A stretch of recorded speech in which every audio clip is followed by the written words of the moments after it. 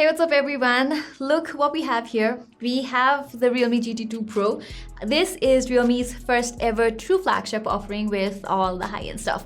Technically, there was the Realme GT last year. It was their Realme's flagship phone, but it did not quite have all the bells and whistles of a proper flagship. But this one does.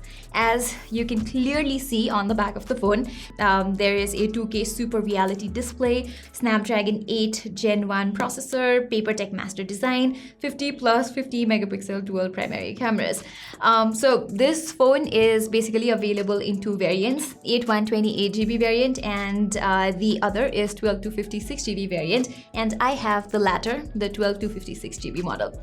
So at the time of recording this video, I am not sure about the pricing details of this phone, but I am expecting it to launch at around 50 to 55,000 Indian rupees. In Europe, it starts from 650 euros.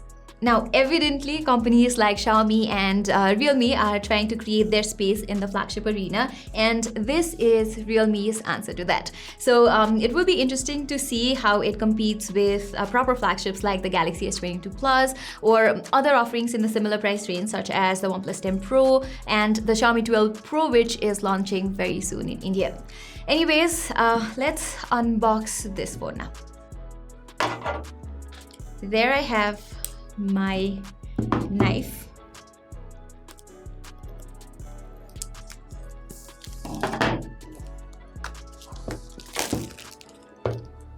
Okay, I have to mention that this box is quite huge.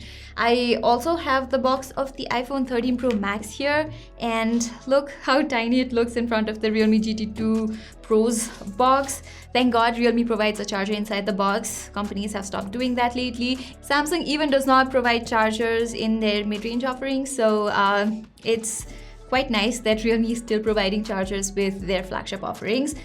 Okay, anyways, let's move on and check out what's there inside the box. Okay, first off we have a paper box which has the basics, SIM ejector tool, some paperwork, and that's all. Let's keep it aside. Then we have the phone itself. Oh, we have it in this white variant. Okay, I was kind of hoping to get the green variant because it looked really good in photos and videos, but this white one also looks very nice. Okay. By the way, there is also another black color variant of this phone, so if you're into black color, so you can take a look at that. This phone feels very different on the hands. I have to highlight the fact that this is not made of glass. It's actually made of something Realme calls bio-based polymer. They collaborated with Japanese designer Naoto Fukasawa to create this design.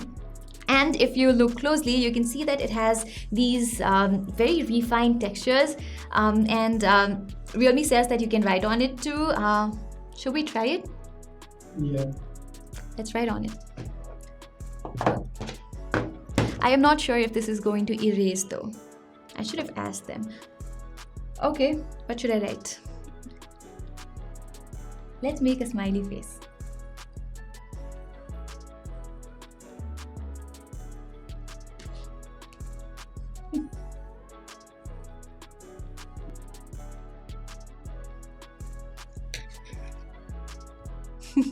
This is exactly how I feel right now. Let's try to erase it, which is the bigger question. What if it does not erase?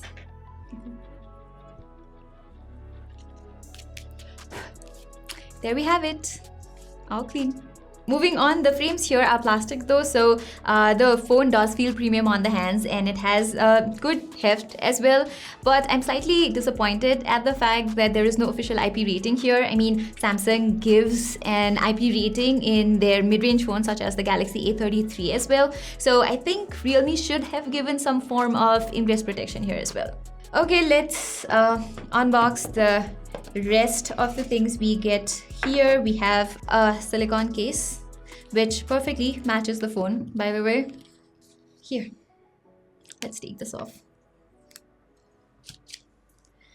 And then we have a super dart charger. This is a 65-watt charger, and along with that we have USB type A to type C cable, and this is not a power delivery compliant charger. And well, that's all there is inside the box. Let's talk about the phone now. Alright, I have cleared up all the mess here, so now let's talk more about the phone. Let me turn it on first. Okay, on the front there's a 6.7 inches 2K AMOLED display, and you can see that it's totally flat. I personally don't mind slightly curved displays, but if you guys are into flat displays, this one has it and it might be more appealing to you guys. Now, this display has all the high-end stuff. It has LTPO 2.0 display, which means that this display can adjust its refresh rate dynamically according to the content you play on it. This refresh rate can go as low as 1 Hz, so it is sure to save a lot of battery for you guys. Moreover, it has 1400 nits of peak brightness, and it also has 10-bit color depth, meaning that it can produce 1.07 billion colors, which again means that this is a really color accurate display. It also has 100% P3 color gamut and is protected by Gorilla Glass Victus. And for those of you guys who are wondering, the touch sampling rate of this display can go as high as 1000 Hz. It will not be 1000 Hz all the time, but I guess it goes as high as that number when you're gaming and stuff. So in conclusion, this display has all the high-end and good stuff. Okay, regarding the performance, the Realme GT2 Pro is powered by Snapdragon 8 Gen 1. In fact, this is the first phone to be released with the very chipset, and we know that this is the best performing Qualcomm chipset, but we also know that it is subject to heating issues while performing heavy tasks. And I can say this because I have that experience with the Xiaomi 12 Pro and even the OnePlus 10 Pro that one of my team members has been using. But according to Realme, they have used the industry's largest heat dissipation area for sustained peak performance. Now, I cannot vouch for that right now, but I will do some gaming tests and compare it against these phones, and will tell you guys in my full review if this phone has some sorts of heating issues or not. Okay, software-wise, you get Android 12 out of the box here with Realme UI 3.0, and Realme has pledged for 3 years of OS and 4 years of security updates on this phone, which is good enough coming from Realme, but it is quite not comparable to the 4 years of OS and 5 years of security updates that Samsung is providing on their highest end flagship phones. Okay, camera-wise, you get a triple camera setup here consisting of a 50 megapixel primary lens, which is a Sony IMX766 sensor with OIS and EIS. Then there is a 50 megapixel ultra-wide angle lens with 150 degree field of view. And lastly, there's a 3 megapixel microscopic lens. And evidently, there is no telephoto lens here.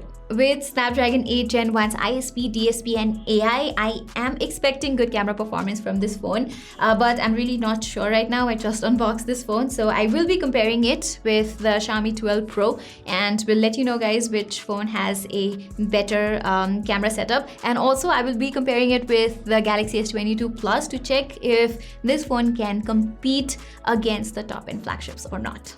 Finally, the Realme GT2 Pro has a 5000 mAh battery inside, and it's quite impressive that they have been able to fit a 5000 mAh battery in such a slim form factor. As I said in the beginning of this video, you get a 65-watt dart charger inside the box, which can probably take this phone from 0 to 100% in under 30 minutes, but I'm not really sure. I have to check. So guys, that is all for my unboxing and initial impressions of the Realme GT2 Pro. If you like our content, don't forget to give it a thumbs up, and while you're there, don't forget to subscribe to our channel. Till then, I'm Pratima, and thank you so much for watching. And there is something else I'd like to say to you guys. Keep smiling.